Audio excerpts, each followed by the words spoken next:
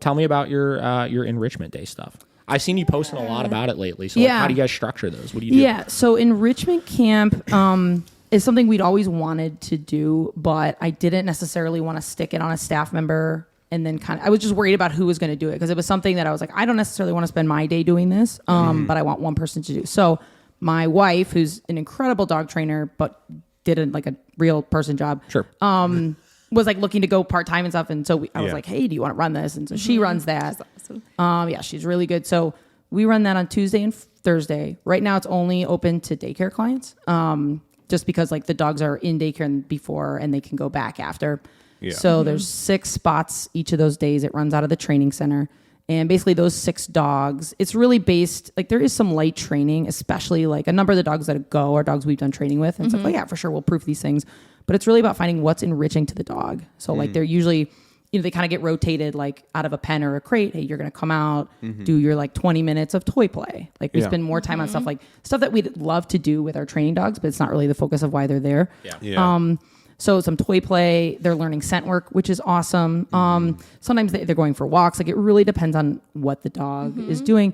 It's kind of dependent on having a dog who's like motivated by food or toys. Yeah. Because we're not going to like make a dog compulsory do enrichment. Yeah. Like find this scent, So yeah. So then they're like, their day is probably like they start around like 9 and go till 3. Some dogs will finish earlier or later, and then they can go back into daycare. Yeah. So it's an extra service, but it's been great. Our clients, like a lot of the spots now are just dogs who have standing spots, which is cool because then the group kind of like one dog's on a place bed, one dog's on the treadmill, one dog's playing toys. Like now they can kind of get a more cohesive thing. But that we'd love to do that more. Yeah. It's just kind of finding, the dilemma of who is going to do this service. Right. Because, and like in an employee's defense, like, there's days if like someone's sick or something, but now I've got 6 dogs that signed up for the service and it takes, it's a full day. Yeah. So kind of figuring out how that's going to balance. And Sure. We ran into that issue a lot. Like when we first started adding like daycare and boarding at our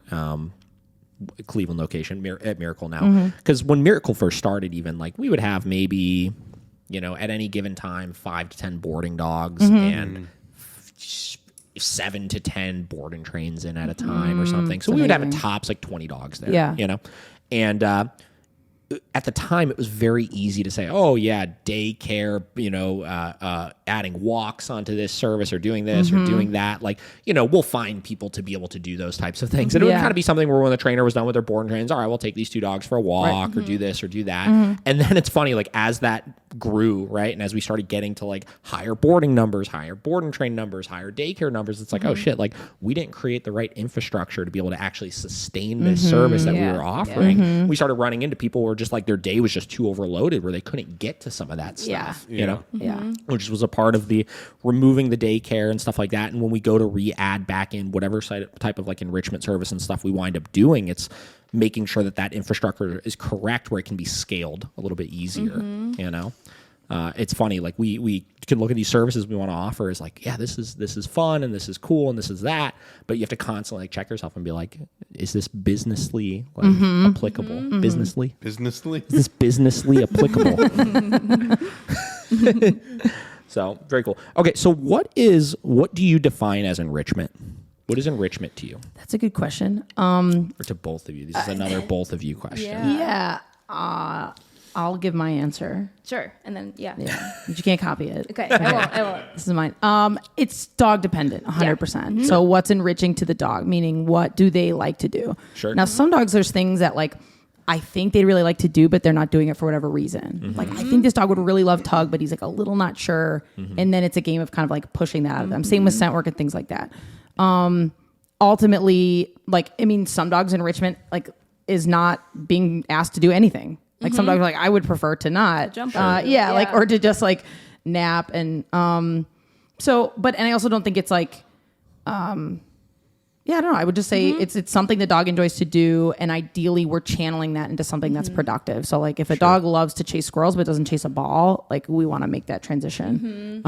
If a dog, so those kinds of things. So sort of using like functional dog exercises in a way that we can teach a dog to enjoy those. Okay. So it's more of kind of what the dog just enjoys to do. Yeah, Yeah. like what they're Oh, yeah. naturally inclined to And do. finding something productive Yes. for that. Yes. I like that.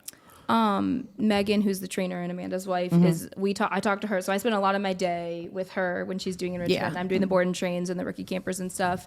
And it's very cool. Like she'll say, it's really cool how she gets these drives out of the dog. So some dogs, like, we have like a really confident male lab and, his drives are there. You present a tug toy and he's like, "Arr," and he bites it and he's like, he's going in. But there's dogs that we bring in and she's like, okay, well, the dog is half poodle. And I know that like there's some drive in there. So like we got to tap into it. So it's really cool to see like even a dog who like likes food, isn't really wanting to work for food. But if they chase the food, that's totally different. So, sure.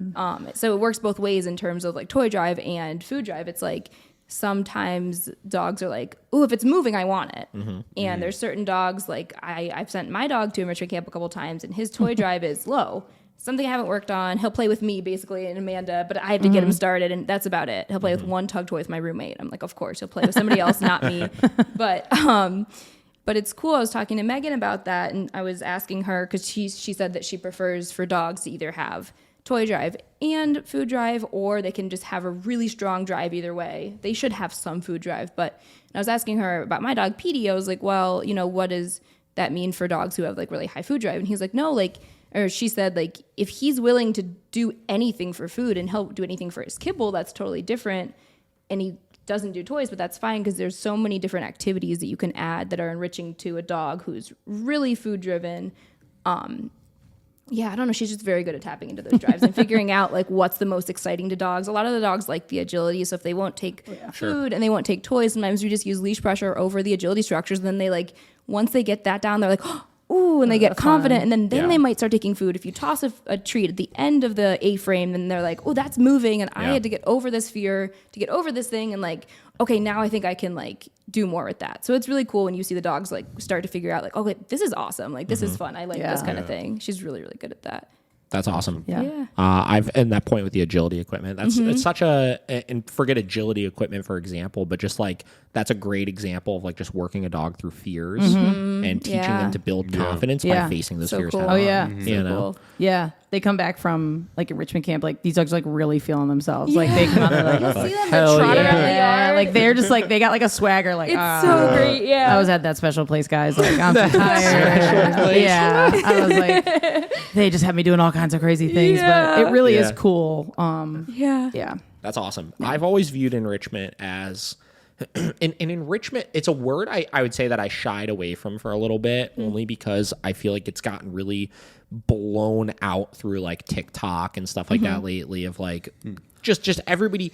I feel like a lot of people, I've talked about this on the podcast, a lot of people use enrichment as like the end all be all solution for every issue that they can ever have with their dogs. Yeah. Right. So because of that, I always stayed so far away from it because I was like, well, that's not the solution, guys. Right. Yep. The more I kind of started, involving myself with it and learning about it and stuff like that, I think that enrichment to me is anything that mentally stimulates the dog in a productive way, Yep. right? So Yep. forget just toys and just food and stuff like that, but examples of, let's say we have a fearful, like this dog that bit my hand yesterday. And it was an accident, guys. He didn't try to do it on purpose, just so everybody knows.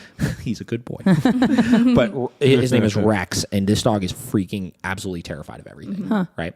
And yesterday we spent like the afternoon just teaching him how to get into the grooming tub, right? Because one of his things is the owners can't give him a bath because he freaks the F out every time water touches him, or he tries to get him into it, or he gets restrained or anything like that. So we focused first on just teaching him to walk up the ramp into the grooming tub, and then getting the slip lead attached to the grooming tub around his neck and just getting him chilling in there by himself for a little bit.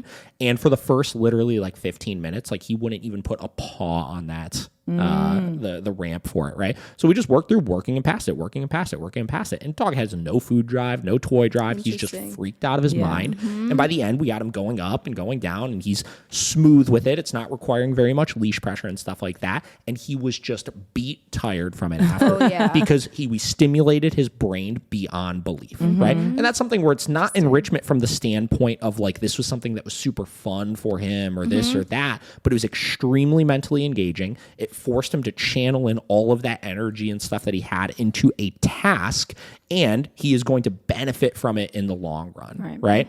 So I try to look at all of the different enrichment type things that you could do, from, you know, everything from like the snuffle mats and like the chase games and the flirt poles and the this and the that, to those more, more serious versions of what things are the dog really struggling with, and how can I engage their brain in a way that gets them working through some of that kind of stuff. And like I said, agility equipment is one of the first ones that I saw people starting to use for that kind of stuff, because you'd have these dogs that are just so terrified with different textures or things moving under them. And we never had agility equipment. So what I would do is I would walk the dogs around the corner to this park that was around the facility, and I would walk them on like the playground equipment. And like, you know, the ramp that like wobbles and stuff like that when you go and stuff. And you get these dogs walking over this stuff, and it's crazy how much they freak out about it at first. And then once they realize it's not that scary. It's like they're good. You know? And sometimes then they're like excited about it. Like 100%. I did something like, you know, like something was scary and I did it. We talk about this a lot. Like some of these dogs like don't know how to work through fear. They just want to go. It's like, I'm out. And like these little micro stressors of like, look, this was hard, you did it, now it's cool. And oh, like this is something I can do. And it's also like the fact that like you have to do it. Like there's not an option. You have to be put on a slip lead and go to the vet sometimes. You have to be able to jump up on something. Maybe the vet has to get you on this table. I don't know. You have to do it. And then that's a moment of like, they're like, they want to quit, they want to quit. And once you're like, nope, sorry, not an option, there's like such a breakthrough that they're like, oh, okay. And it's such a breakthrough, and it gains so much like leadership capital, like on your part of like, I worked you through this, you know, like I didn't give you it was me that didn't give you the option to quit. And because I got you to do it and you were able to be successful with it, you're now going to look at me differently as somebody that's going to push you past something and push you past something that I know is not going to be scary, right? I'm telling you this is not scary, so you're going to start to over time trust me through some of that kind of stuff. I love that. I like that phrase a lot. Leadership capital. Leadership capital. I heard that first time in a Jocko Willink book, where he used it from the standpoint of like a business owner or manager or something like that. He used it from the standpoint of like, every time you actually need to like enforce something and like stand your ground on something or like that, he's like, you're using up some of your leadership capital. I like that. He's like, don't use up too much of it. You know? God, I was going to say something else with that. So yeah, I mean, that's a big part of it, is working them past those types of hurdles. God, I feel like I had another good point and I lost it. So, but yeah, no, things like that are really, really interesting to me. This is what I was going to say. Yeah, because this goes back to my issues initially with a lot of the enrichment stuff that I used to see, was people were using it as the solution as far as enrichment or counter conditioning, making things not scary to dogs, right? So like, let's say dog is terrified of the vacuum. You have a lot of people that are just like, well, pump it full of treats next to the vacuum cleaner so that the dog has a good association with the vacuum cleaner, or feels more confident around the vacuum or this or that, where I try to look at it like, yes, we want the dog to not have a horrible experience with this, but if you're going into the things with the expectation that dogs should just not be scared of anything, that's not real life. You know, like in the end of the day, there are things that are scary. There are things that are going to make dogs anxious. There's things that's going to make dogs fearful. And the problem is not the fear. The problem is not the anxiety. The problem is the dog's ability to control themselves when they're fearful or when they're anxious, right? Yeah. So if you could first teach them to control themselves around that fear, and if they're scared of the vacuum, teach them a really good bed command or down command or this or that, and get them to just keep it under control, right? Focus it in here. Once you've checked that box, then you could spend all the time you want making it then a positive association. Right? But you have to make sure you have the control in that fearful state of mind, because especially some of these really serious anxiety cases or fear cases or whatever it is, so many things are scary that if you never gain that impulse control around it, you run the risk of having like a liability of a dog that's going to either take off on you or act aggressively all the time, or something is going to spook them and they don't have that coping mechanism of keeping it under control.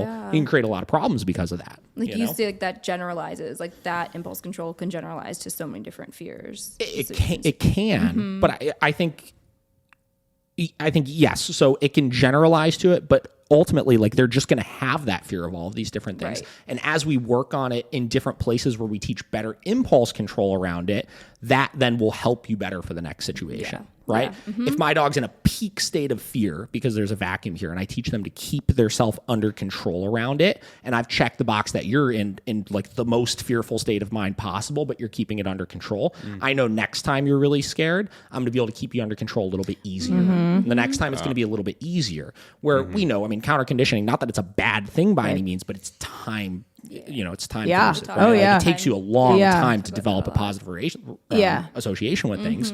So if you're contingent on like, I have to create a positive association with this, when things catch you off guard and your dog gets scared and you're not prepared to do that, it's like, well, what do you do then? Yeah.